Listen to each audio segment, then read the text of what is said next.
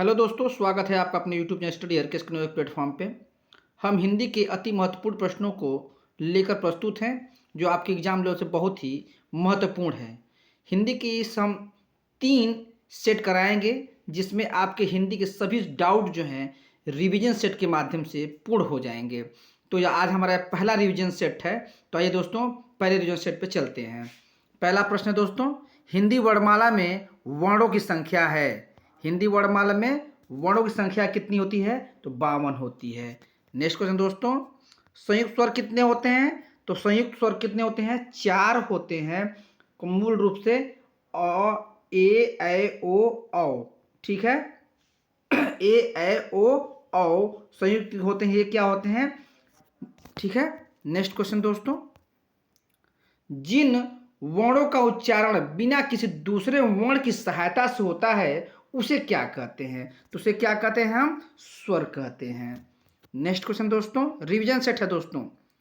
जिन स्वरों के उच्चारण में कम समय लगता है उसे क्या कहते हैं? तो उसे कहते हैं क्या? ह्रस्व स्वर कहते हैं। नेक्स्ट क्वेश्चन दोस्तों, जिन स्वरों के उच्चारण में ह्रस्व से अधिक समय लगता है उसे क्या कहते हैं? तो उसे दीर्घ स्वर कहते हैं। नेक्स्ट क्वेश्चन दोस्तों, ह्रस्व स्वर कौन से हैं? तो अ, ई, उ, री। दोस्तों आप नोट्स बनाते चले जाइए। नोट्स बनाने से क्या होगा कि आपको बहुत लाभ होगा। इसको नोट करते चले जाइए। नेक्स्ट क्वेश्चन दोस्तों, दीर्घ स्वर कौन से हैं? तो दीर्घ स्वर कौन कौन से हैं? आ, ई, उ, ए, ऐ, ओ, औ। ठीक है। नेक्स्ट क्वेश्चन 7 होते हैं, नोट करते जाइए दोस्तों। सजाती स्वर मूल दीर्घ स्वर किसे कहते हैं? ध्यान रखिएगा, सजाती स्वर और मूल दीर्घ स्वर क्यों किसे कहते हैं? किसे कहते हैं? आ, ई, उ। और ये कितने होते हैं? 3 होते हैं। कहने का मतलब क्या है? अ प्लस अ से क्या बना है? आ। और छोटी ई, छोटी से क्या बना है? बड़ी ई। छोटा ऊ से बना क्या? बड़ा ऊ। ठीक है, इसलिए इसको सजाती कहा जाता है और मूल दीर्घ स्वर कहा जाता है। विजाती स्वर संयुक्त दीर्घ स्वर किसे कहते हैं? तो ए, ऐ, ओ, औ से। ठीक है दोस्तों, कहने का मतलब है दोस्तों, अ और ई से क्या मिला है? ए बना है। अ प्लस ए से बना है ऐ बना है। अ प्लस उ से बना है अ प्लस उ से बना है ओ। और अ प्लस ओ से बना है औ। ठीक है दोस्तों, इस तरह से क्या है? विजातीय स्वर कहलाते हैं। नोट करते जाइए दोस्तों। नेक्स्ट क्वेश्चन दोस्तों, लघु स्वर एवं एक मात्रिक स्वर किसे कहते हैं? तो अ, ई, उ, री ये एक मात्रिक और लघु स्वर हैं। ठीक है दोस्तों। नेक्स्ट क्वेश्चन, गुरु स्वर एवं द्विमात्रिक स्वर किसे कहते हैं? लघु और गुरु ये चलता है, आपको खूब पता है दोस्तों छंद में। तो देख लीजिए, आ, ई, उ, ए, ऐ, ओ, औ ये गुरु और द्विमात्रिक स्वर कहे जाते हैं। वह छोटी छोटी ध्वनि जिसके टुकड़े नहीं हो सकते उसे क्या कहते हैं? बार बार पूछा जाता है दोस्तों, क्या कहते हैं? वर्ण कहते हैं। नेक्स्ट क्वेश्चन दोस्तों, किस स्वर के उच्चारण में लगने वाला समय को क्या कहते हैं? तो उसको क्या कहते हैं? मात्रा कहते हैं। जो लगता है समय उसको क्या कहते हैं? मात्रा कहते हैं। नोट करते जाइए दोस्तों। हिंदी शब्दकोश में छ का क्रम किस वर्ण के बाद आता है? तो आता है किसके? क के बाद आता है। नोट करते जाइए दोस्तों। विराम का अर्थ होता है, उत्तर क्या है? ठहराव। विराम जहां रुक जाते हैं उसको क्या कहते हैं? ठहराव कहते हैं। देवनागरी लिपि का विकास किस लिपि से हुआ है? तो हुआ है किससे? ब्राह्मी लिपि से हुआ है। हिंदी भाषा का पहला समाचार पत्र उदंत मार्तंड किस सन प्रकाशित हुआ? तो हुआ कब? 1826 में। पुस्तकालय में कौन सी संधि है? तो कौन सी संधि? पुस्तक धन आलय अर्थात दीर्घ संधि। अगर मेल अ और अ का मेल होता है, ई और ई का मेल होता है, चाहे बड़ी ई क्या है ना हो, तो क्या होता है? वहां पर दीर्घ संधि होती है। नेक्स्ट क्वेश्चन दोस्तों, जिह्वा के आधार पर स्वर कितने होते हैं? तो उत्तर कितने हैं? 3 होते हैं। अग्र होता है, पश होता है, मध्य होता है।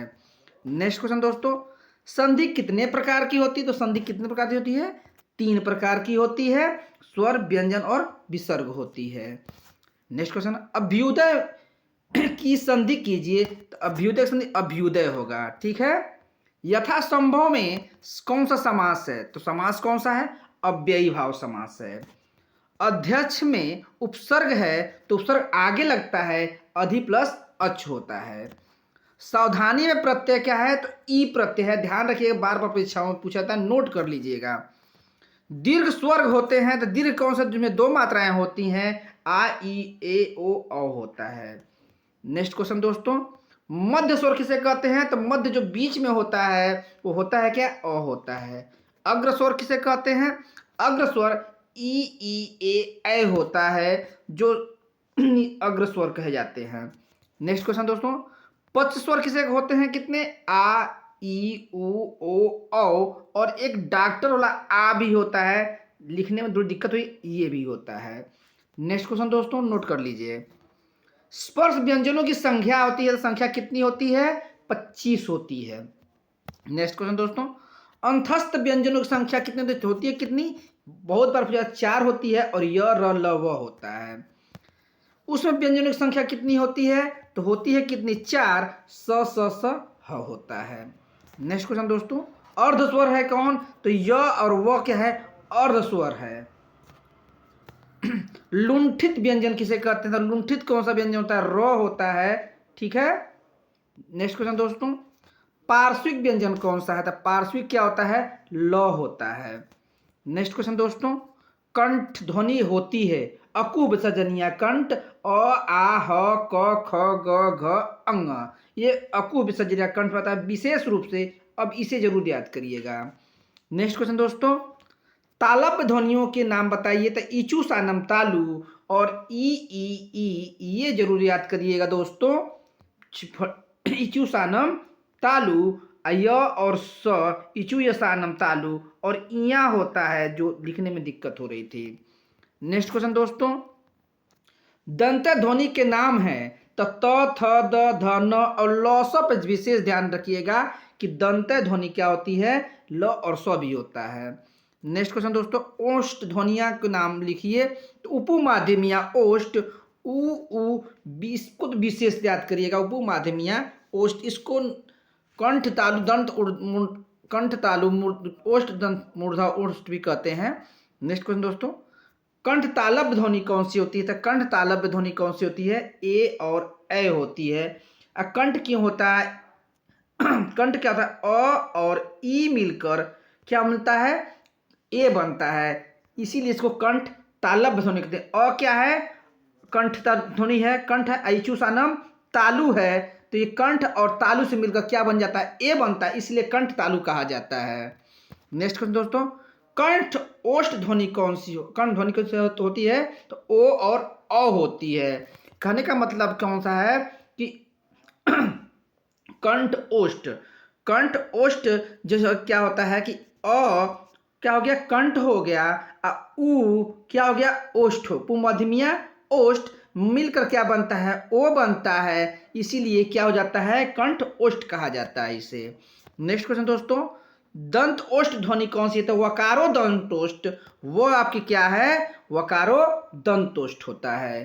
अयोगवाह कहा जाता है, तो अयोगवाह किसको कहा जाता है, विसर्ग एवं अनुस्वार को कहा जाता है। नेक्स्ट क्वेश्चन दोस्तों, अधिकारी में उपसर्ग है, उपसर्ग आगे लगता है, और अधि क्या है, उपसर्ग है। नेक्स्ट क्वेश्चन दोस्तों, दो भाषाओं से शब्दों से मिलकर बना शब्द क्या कहलाता है, तो कहलाता है क्या, संकर कहलाता है। ये दो भाषाएं मिलती हैं उसमें। रेलगाड़ी शब्द कैसा है, तो कैसा है, ये संकर शब्द है।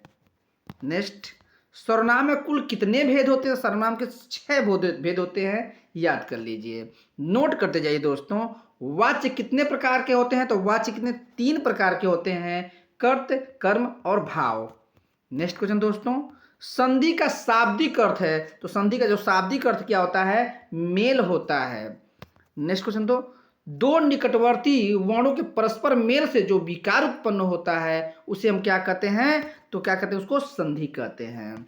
नेक्स्ट, संधि के भेद हैं, तो संधि के भेद कितने होते हैं, 3 होते हैं, स्वर और व्यंजन और विसर्ग होता है। स्वर संधि के कितने भेद होते हैं, तो स्वर संधि के 5 भेद होते हैं, दीर्घ, गुण, यण, वृद्धि और अयादि होता है। नेक्स्ट क्वेश्चन दोस्तों, समास का शाब्दिक अर्थ क्या होता है, तो समास का शाब्दिक अर्थ क्या होता है, संक्षेपीकरण होता है।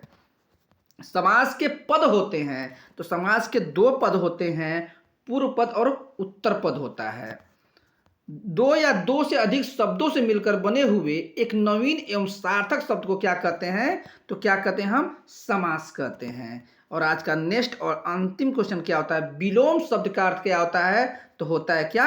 उल्टा। इस प्रकार दोस्तों आज का हमारा रिवीजन प्रैक्टिस सेट पूर्ण हो रहा है। उम्मीद करते हैं आपको बहुत अच्छा लगा होगा और मैं कहता हूं आप इसको नोट कर लीजिए। ठीक ऐसे ही प्रश्न आपको आपकी परीक्षा में देखने को मिलेंगे।